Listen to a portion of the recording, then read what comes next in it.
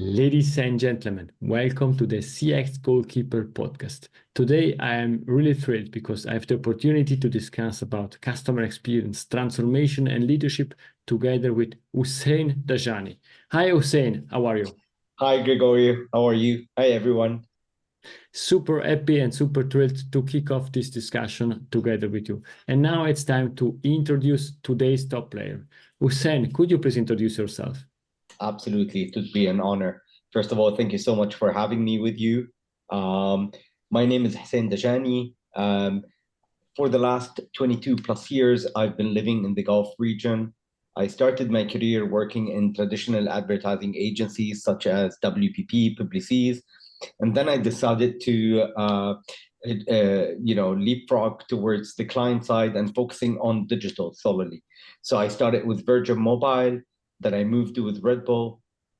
Then I ventured into the entrepreneurship seat, where along with two other partners, we founded a digital agency, which we ended up selling to WPP. Then I joined Nissan Motor Corporation, where for 5 years I was the general manager of customer experience transformation for them in Africa, Middle East, India, Turkey, Australia, and New Zealand. And again, I decided to leapfrog into the consulting side, where for the last 2 years, I was the CMO and a partner with Deloitte Digital in the Middle East, leading on their advertising, branding, content, and customer experience transformation. And now I'm leapfrogging into a new role. It's still confidential, but I'm joining an organization as their group chief marketing and customer centricity officer. Thank you very much. And I think we can say that with your career, you can fill several careers of other people with all the experiences that you had, but also traveling all around the world and driving such for such big companies, customer experience, marketing, and the transformation. But now to Absolutely. It's great throughout this career because I got to interact with so many people from so many different countries, cultures, backgrounds. I mean, between Japan, between the UK, between North America, Africa, Australia. So it was really great doing all of those. In addition to this, I didn't mention it, but I sit on the board of the Customer Experience Professionals Association for the Middle East region. And I sit on the board of the CMO Council for the Middle East region.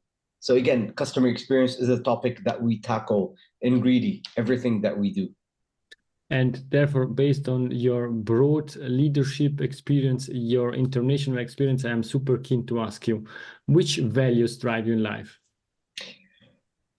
Look, I usually go by the motto of nothing to lose, everything to gain. And a second one is on a personal level, I'm somebody who is very much happily dissatisfied. So I'm never happy with the status quo. I don't like being in a comfort zone. I always like challenging everything that's out there. I like, pushing organizations to the next level and truly acting as an ambassador, if you want, of a regular consumer or customer in organizations. That's great. And as you're saying, you had a lot of different roles and always focusing on the customer. Therefore, let's kick off this game. I think we could name this episode something leapfrogging customer experience.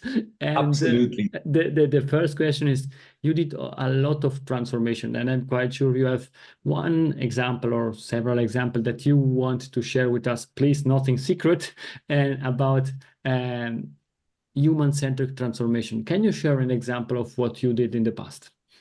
Look, absolutely. I really have three examples in mind that I can talk about. First one is during my days with Red Bull.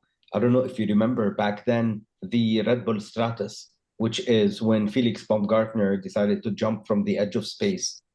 This was a human transformation kind of initiatives. We pushed the barrier, but more interesting is how the Felix jump became a phenomenon in the region. So I say a phenomenon because it's quite funny in the Arab world. You go pass by next to a grocery shop on the street, a small one, and he's putting on it, the prices have dropped like Felix. So they started using that terminologies everywhere. Whenever there's a discount, they tell you the Felix discount, which was really absolutely great. So it's about how you transformed a jump that's taking place in North America, worldwide, but especially focusing on the Middle East region, how you're able to personalize it, tailor make it to make it resonate with the audiences over here. How did you make the youth love it? But again, being responsible, because we saw many kids starting to put videos of them jumping from the first floor into the pool or stuff like that. This is kind of a responsible act, which we didn't want. So we tried as much as possible to really direct everything in a responsible manner to get people to believe in that mission that we did, to celebrate it, but again, responsibly. So this was a kind of a movement that we did. And I call it the citizen experience. The second example I would like to give is Nissan, because Nissan was very honestly like a kind of a lab for customer experience transformation. So in the Kingdom of Saudi Arabia, I used to live in the kingdom when women were not allowed to drive. So any woman was not allowed to drive. In 2017, a royal decree came out allowing women to start driving.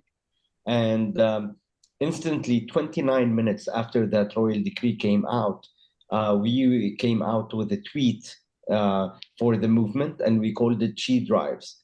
You see, because the woman is driving things at home, the woman is driving things in her society, but now the woman is actually behind the steering wheel and driving her car. So She Drives plays on so many different connotations. Nissan Motor Corporation became the first and the only global brand that's actually communicating to the female audiences. If you take a look at any ad relating to automotive, they always talk to the male and not to the female. So I invite you and our listeners, viewers, to either to go to Nissan Saudi's website, where they will find over there a tab called She Drives.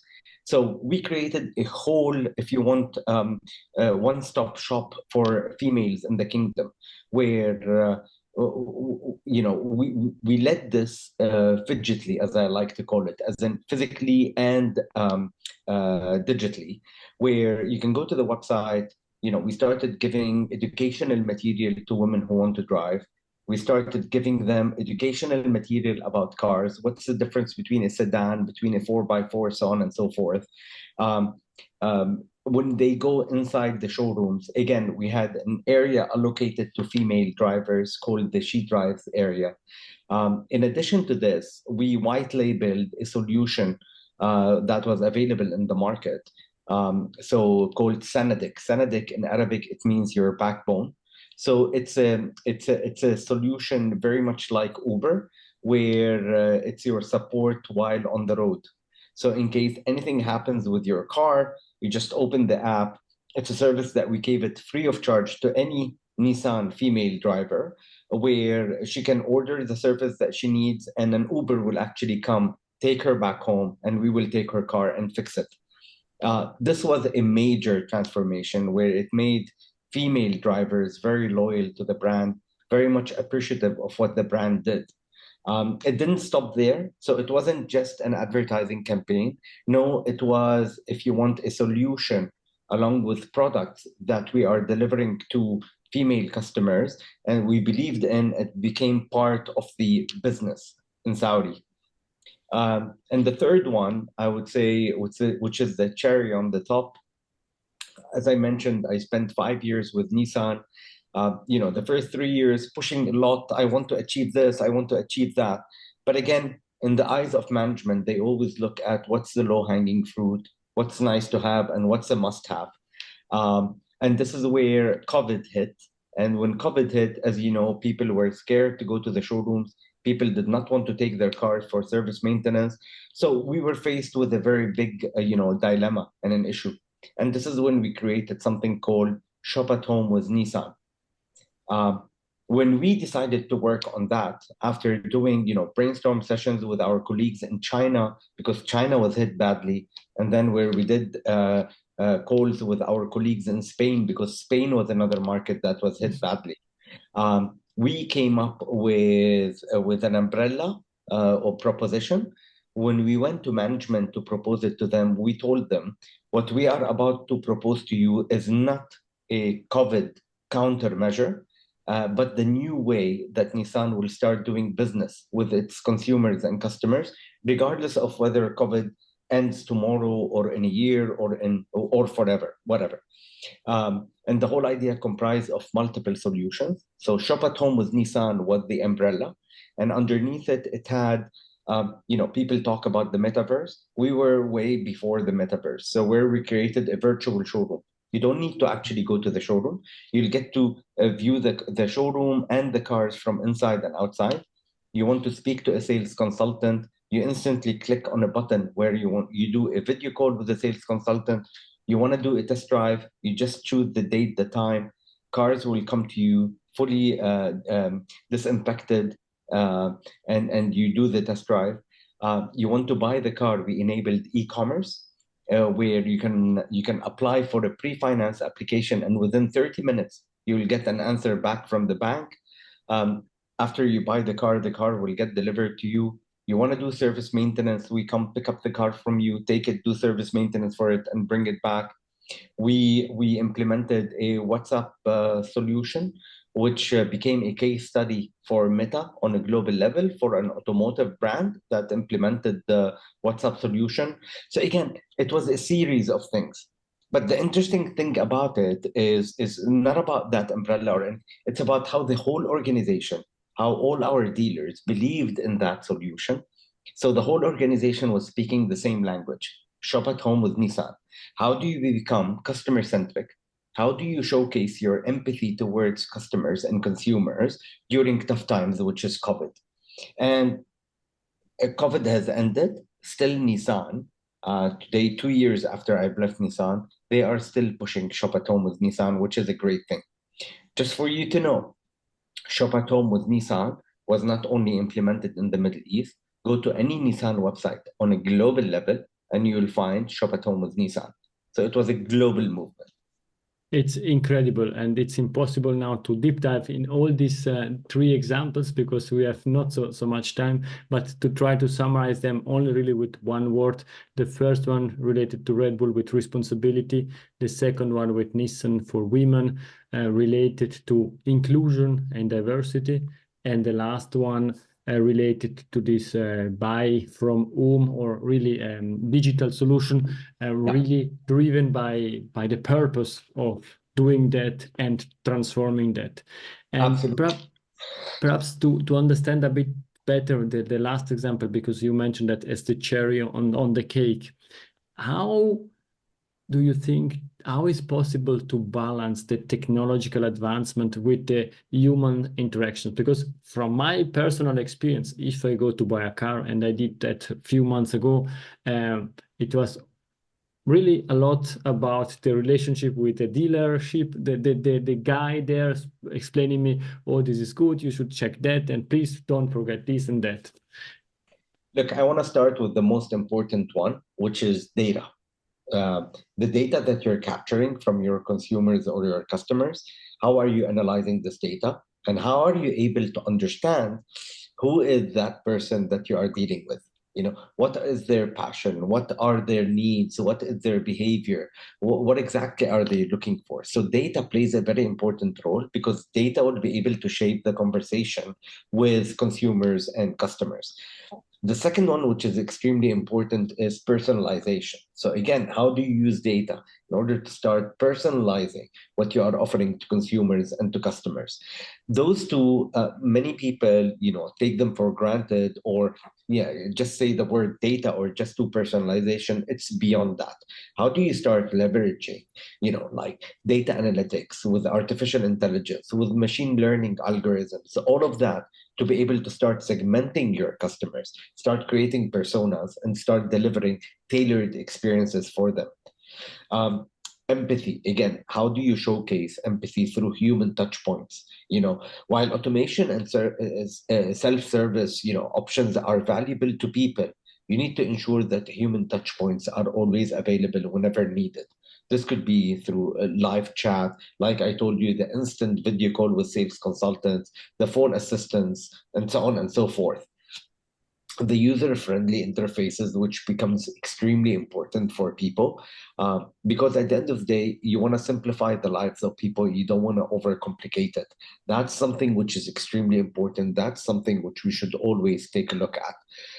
Again, like when we launched the ShopAtHome with Nissan, usually whenever we're launching a new product or a service, what we do is we go into something called the minimum viable product, MVPs. So where we launch a solution for a small group of audience, we test and learn it, we see whether they would like it or not, they would appreciate it or not, we see what loopholes need to be fixed in it, and then we go full-fledged, where, so that you don't end up disappointing your customers. That's extremely important. So all of those are kind of very, very important if you want technological innovation that you need to implement. And at the end of the day, let's not forget, organizations are not NGOs. Organizations are, at the end of the day, to secure revenue and profits. So how do you measure success? Because at the end of the day, you have certain KPIs that you need to meet. And they will reflect both on your technological performance, as in your systems uptime, your response time, so on and so forth, and on your human-centric aspects, such as customer satisfaction, net promoter score, voice of the customer, so on and so forth. All of that will help a lot, really bridge the gap between the technological innovation versus the customer needs, while at the same time meeting what management or organizations are looking for. Thank you. Again, a lot of insights. Let's perhaps take one topic out of what you shared, and let's speak about data. We often discuss about silos in organizations, that marketing is not speaking with operations, is not speaking with HR, and so on. But basically, on another level, we have this issue that data are spread around the companies, and we have a lot of big data silos. And you are also a marketing expert, CMOs at these big companies. How are you able to leverage data for marketing activities and also seeing then the results in financial KPIs like acquisition, retention, cost reduction? Look, it's extremely important. One thing is again, as I mentioned before, organizations are capturing a lot of data from customers and from consumers. Where are you storing this data? How clean is this data? How much audited is this data? Then again, are those data that you are capturing, are they a duplication of what another department is capturing as data? As you rightly said, silos live inside organizations. So if we take an automotive company per se, you have the sales department, you have the after-sales department, you have the call center, you have the dealer network. Again, you have the connected car team. Again, they're capturing data. So this is where we go back into something very important, is the foundation of an organization. And by that, I mean the infrastructure, the systems that are being used. We used to talk about DMPs in the past. DMP no longer exists. Now we moved into CDPs, customer data platforms. Again, what needs to happen is every customer needs to have a single ID. So wherever that ID is, wherever that data is coming from, it needs to link back to that single ID. Could be from a website, could be from a WhatsApp, could be from a CRM, could be from an app. All of them need to reconnect together. Only then you will be able to really provide a customer-centric solution and a customer-centric offering. And more important, a seamless, frictionless one where the customer will be able to enjoy an omni-channel experience across different touch points. So again, data in silos will really bite organizations a lot on the long run. What's happening, unfortunately, is many organizations find the investment that they need to do in order to move into that non-siloed data a big investment. Actually, if you take a look, at that investment versus the ROI of that investment, it's actually, a win-win solution. Because the more they delay that, the more they're actually losing customers for their competitors. And that's something they need to be very, very, very well aware about. Breaking down that data into a single repository helps you a lot in really how do you push personalized communication? How do you create customer segmentation? How do you do predictive analytics? We talked about technological innovation. How do you start using AI, ML, machine learning, and all of those? How do you start optimizing your customer journeys? How do you start real-time personalization? Because again, you might have a customer who was in the age of 20 and then moved into the age of 30. When he or she was 20, they were single, then they got married. Again, a lot of things change in people's life. So you need to make sure that you're always up to date with those things. The persona of individuals change a lot with time. Then again, a customer might have bought a car from you during their 20s, and after 5 years, they might have sold the car. If the data is not updated in your systems, you will still think that that person still owns that car. So I can't emphasize enough about the importance of data for organizations, and really the direct effect having the solid data infrastructure systems will help you in achieving higher and higher ROIs. And what you're saying is key. Data is extremely important, and our companies are aiming for excellence. And you mentioned something that for me bring to a big question that I have, and I was not able to answer, and perhaps you have an idea around that. You mentioned minimum viable products. What we are seeing nowadays are companies that are putting out into the market MVPs, minimum viable products, that are not good at all. They're not worth to be named as minimum viable product because they are not viable. They're only, let's say, some attempt to launch something, but to keep the market expectation, they bring out the product too quick. Sometimes not only to meet the market expectations, unfortunately, sometimes because somebody in the organization believed a lot in the project and wanted to tick the box that I released a new product or a service without caring on whether that product or service actually resonates with customers or not.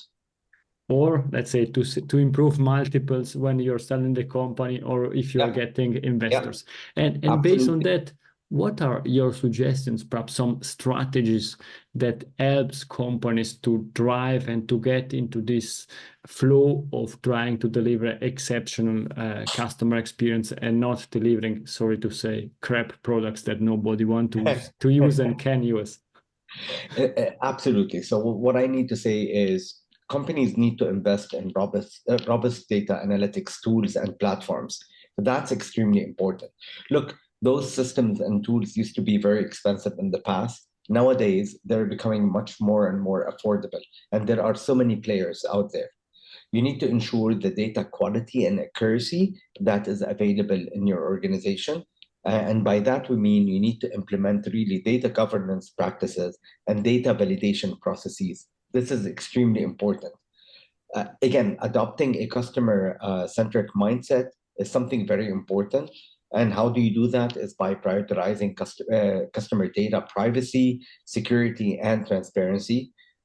Integrating data from multiple sources, as I mentioned, like CRM systems, social media, website analytics, apps, so that you can really get a comprehensive view of the customer journey.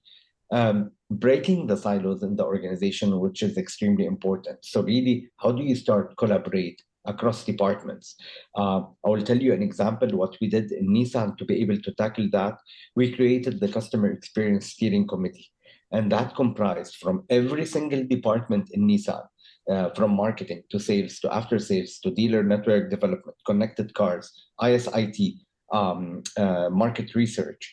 All of those came together, and each department nominated one person from them to become part of the customer experience steering committee, we all sat together and we started sharing with each other what each department is doing or implementing. Why? To ensure that no other department is actually creating something similar. What that helped us with is the whole organization believing in customer experience, the whole organization speaking the same language, decreasing investments and costs on the organization. You will laugh, what we discovered 3 times that 2 different departments are working on the same project without knowing about it and doing the investments on that project. And number 4 is really benefiting the customer out there, because you're providing, as I mentioned before, a seamless, frictionless, and most important, memorable customer experience. Just one thing to add to it, because we always put the customer at the heart of everything that we're doing, we created the red share policy. So every single meeting room inside Nissan's meeting rooms, we had a red chair over there written on it. This is where the customer sits, so that whenever you're taking any decision, to always remember that the customer is actually sitting with you. So this is really, really what I'm able to offer as advice, because this is what's extremely important. Thank you very much. And I think that's extremely important to share these best practices, to leverage them. What you did with the chair, it's something that we know also from Amazon. And therefore it's really important to leverage these best practices. And now I'm really keen to speak or try to discuss about the future. Which innovation in our field, in technology, data, and customer experience are relevant for you, and from your point of view, we should keep an eye on? That's a tough question, I'll tell you, because you see, the pace at which innovation is happening is super fast. I won't lie to you, if I'm not spending every day a couple of hours reading and researching and having discussions with fruitful people like yourself, it would be very hard for me to cope up with what's happening there. So I don't want to be in the shoes of marketeers, because I know they might end up feeling lost or something like that. But I will tell you what I'm particularly interested about is artificial intelligence and machine learning for hyper-personalization. Those algorithms are becoming more and more sophisticated in really how they analyze huge amounts of data to really deliver hyper-personalized experiences. Again, voice, we talked so much about the importance of voice. So how voice assistants and conversational interfaces are going to play a very big role in really, providing customers engagement. So like Amazon Alexa, like Google Assistant, like Apple Siri, how all of those are really going to play a very big role. Virtual reality, augmented reality, we've been hearing about this for a very long time. We've seen some brands engage with it. Yet I'm yet to see how will they play a role in really delivering an ROI for an organization. So far, it's been, we're seeing promises from Apple, we're seeing promises from Meta, but I believe it still needs some time. So it's not an area that I would say we will be able to capitalize on in the short future, but definitely something that in the long run is going to be there. Blockchain, we talked about blockchain, but blockchain for enhanced security and transparency is going to be extremely interesting. By leveraging blockchain, many organizations are going to be able to provide secure payment options, transparent supply chains, verified customer reviews. All of that is going to play a very, very big role. The social commerce and influencer marketing is going to be a very interesting angle to look at. So how the conversions of social media and e-commerce is going to be reshaping the customer engagement. That's something that definitely I'm going to be eyeing, and I'm currently eyeing it a lot. And the sustainability and ethical practices of organizations is going to be extremely important. I can't emphasize a lot on that. Many people take it for granted, but customers, especially Gen Zs, I'm talking specifically here in the Arab world, where the majority of the population are Gen Zs. They are really seeking brands that prioritize sustainability, ethical practices, and social responsibility, and that's going to be a differentiator, because what's happening is we're moving gradually away from the loyalty towards brands, because you're having so many options out there, and because local players are competing with the multinational players big time. So it's going to be quite competitive, to be very honest with you. Um, Collectively, honestly, those innovations are what I'm going to be eyeing. They're going to be definitely contributing to a future where customer engagement is going to become more personalized, immersive, secure, and socially responsible. And they will enhance customer experience heavily. And they will drive, I hope, more loyalty, more advocacy. Um, uh, yeah, definitely, I will say that. AI, with the way they're going to be producing content. I mean, right now we're doing that video. I can literally take a screenshot of us and I can produce a whole video of the discussion that we're having through AI, which is super interesting. Exactly, but we are still real because we still keep, and we are convinced that human relationship, and in particular on this podcast, the human-to-human connection is key. And for me, sorry, and then I let you continue. What is extremely important and interesting is all what you said. It's not only available to the companies, but it will be also available to the customer, and therefore this will be game-changing also for companies to understand that it's not only the virtual assistant from the company, but it's the virtual assistant from the customer interacting and buying the next Nissan, because also the virtual assistant of the customer knows everything about the customer. Absolutely, you're spot on with that. Last word of advice that I would give very honestly is to organizations is don't launch a technological innovation or a solution just for the sake of launching it if it doesn't add value to customers. Uh, uh, Really, it's not about being innovative and just saying, hey, I launched this cool product and services. If you launch it without doing the right customer research about it, without really hearing the voice of the customer, without checking whether it's creating more pain points or anything of that sort, it will hurt you a lot, and it will actually push customers away and choose your competitor. That's something I can't emphasize on the importance of that. We talked about MVPs. Then you've got at the same time, the we call it like a marathon where you have multiple leaps that you go through, sprints. So the sprints are extremely important. Don't act fast in launching a product or a service. Use sprints, and those sprints to become your review boards to see on how is that product or service performing with your customers. That's extremely important.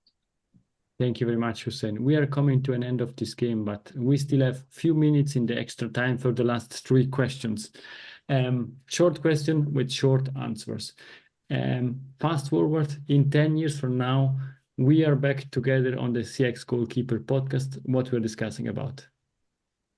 I believe with the way technology is advancing, with the way how digital is moving super fast, I think we're going to be discussing about techniques on how to make organizations superhuman, super empathetic, and how to be able to embed the human side of things with the evolved technological side of things.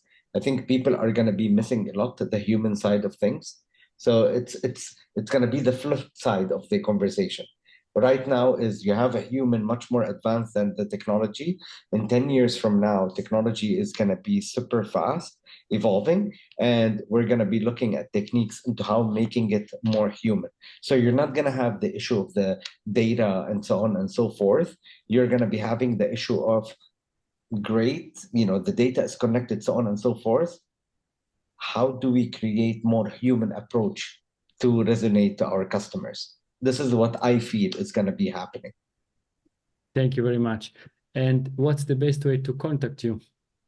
I believe LinkedIn is the best way. I'm very, very active on LinkedIn.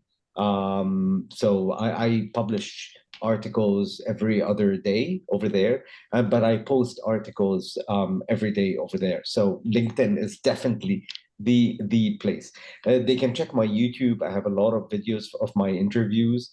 I'm on X or X Twitter, where I just monitor conversation over there, but I don't engage much. I'm not on Facebook. I don't plan to be on Facebook.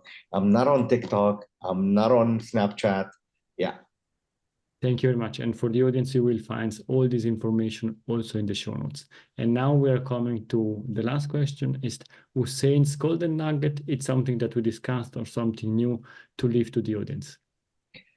My golden nugget is how do I have a baby girl who's 9 months old. And my biggest dilemma is how do I keep my daughter a human rather than a digital slave to devices, to, all of things over there. It's scaring me how much, as if babies these days are being born while knowing very well how to navigate. She's literally 9 months old. She's holding the mobile and doing this with it. And that's freaking me out. So it's really how do I prepare her to the future, but at the same time, keep her human, keep her a non-reliant on devices and digital solutions and so on and so forth. This would be my 100%. So my golden nugget is how can I be the perfect parent that is preparing his child for the future, but at the same time, so on the one side, I need to make her digitally ready because obviously digital is part of the future, but not becoming digitally, reliant to an extent that she can't communicate with me except through a digital device or something like that. And I think this will be a long journey because I have a 7-year-old boy, and this is always the big question. I want the iPad, I want the iPhone, and so on. Exactly. And therefore it's good. Hussein, thank you very much for your time. It was a great discussion. My utmost honor and privilege. Thank you so much for your time. And to the viewers, I hope you enjoyed this and found it fruitful. Hussein, please stay with me. To the audience for today, it's everything. We hope that you enjoyed this discussion. Please follow Hussein and his work on LinkedIn and on X, and ensure to also to watch some videos that he created. But the most important thing is please let us know what you think about this episode. Connect with us and let us know your feedback. Thank you very much and bye-bye. If you enjoyed this episode, please share the word of mouth. Subscribe it, share it. Until the next episode, please don't forget, we are not in a B2B or B2C business, we are in a human-to-human environment. Thank you!